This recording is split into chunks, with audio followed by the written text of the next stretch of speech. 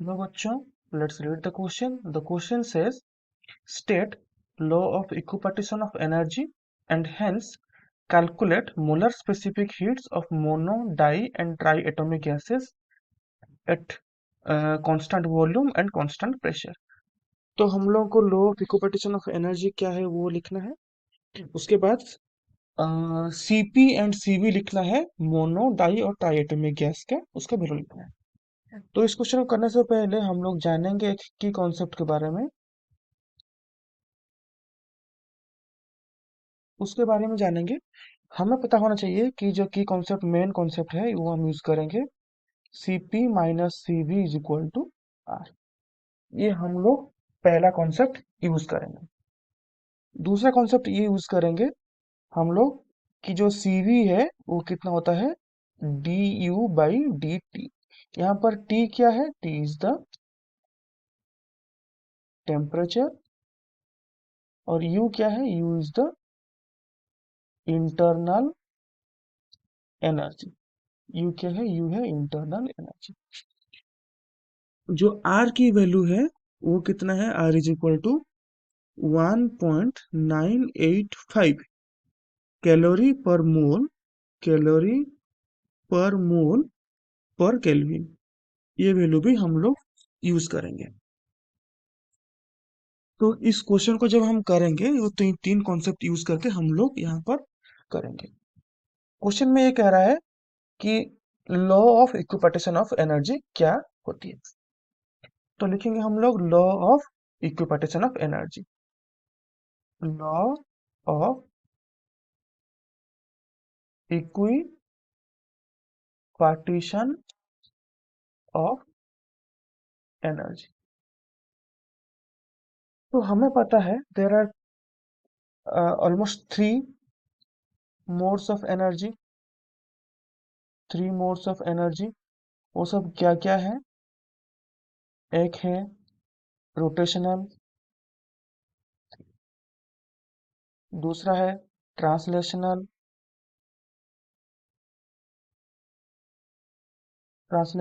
तीसरा है वाइब्रेशनल। तो ये तीन मोड्स ऑफ एनर्जी होते हैं। तो law of equipartition of energy ये कहता है कि it says that in thermal equilibrium, in thermal equilibrium at temperature T, at temperature T क्या होगा, the each mode of energy,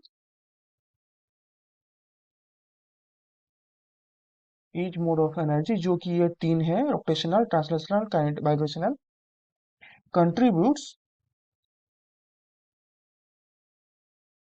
contributes an average energy equal to 1/2 K T. के क्या है, के इज द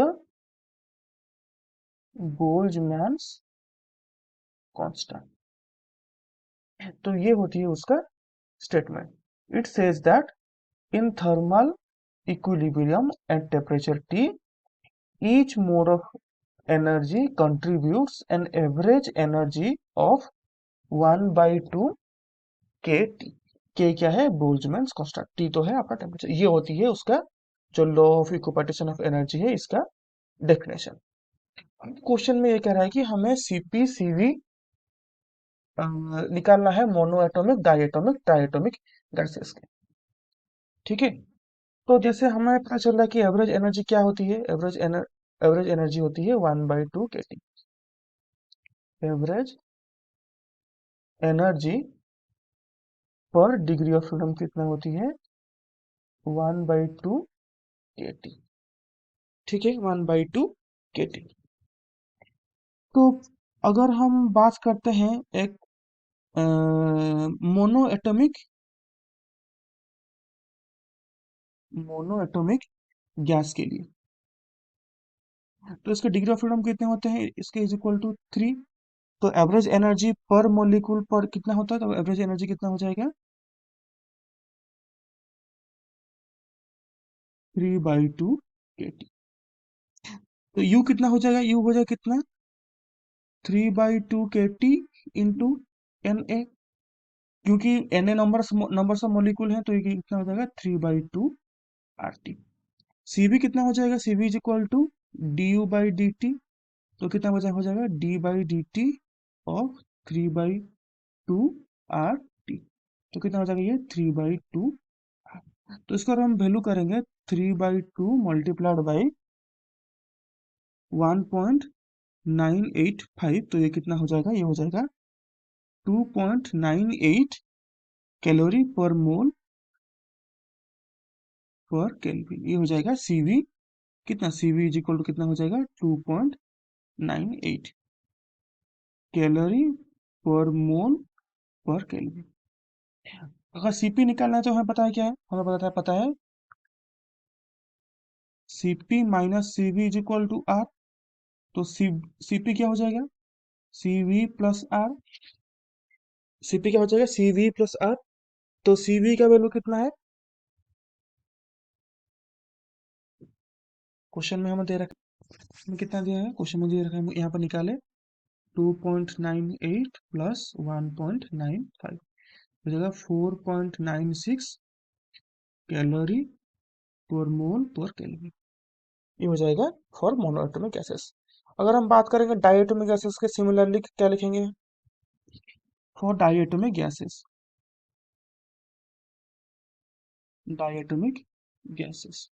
इसका डिग्री ऑफ फ्रीडम कितना होता है, 3 + 2 = 5। ठीक है, तो U कितना हो जाएगा, U हो जाएगा कितना 5/2 kT इंटू Na, तो ये कितना हो जाएगा 5/2 RT। Cv कितना हो जाएगा, Cv is equal to du/dt, तो d/dt ऑफ 5/2 RT, तो ये हो जाएगा 5/2 R। तो 5/2 इंटू 1.985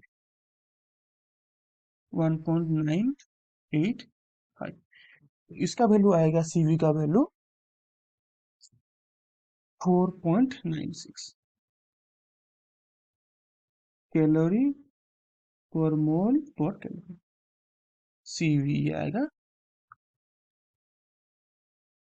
उस तरह अगर Cp निकालेंगे तो क्या होगा, Cp is equal to Cv plus R, तो ये 5/2 R था, प्लस R हो जाएगा तो कितना हो जाएगा 7/2 R, तो कितना हो जाएगा 7/2 इंटू 1.985, तो ये कितना हो जाएगा 6.95 कैलोरी पर मोल पर केल्विन। ठीक है, ये हो जाएगा Cp। उस तरह हम बात करेंगे ट्राइएटॉमिक गैसेस के बारे में। For triatomic gases,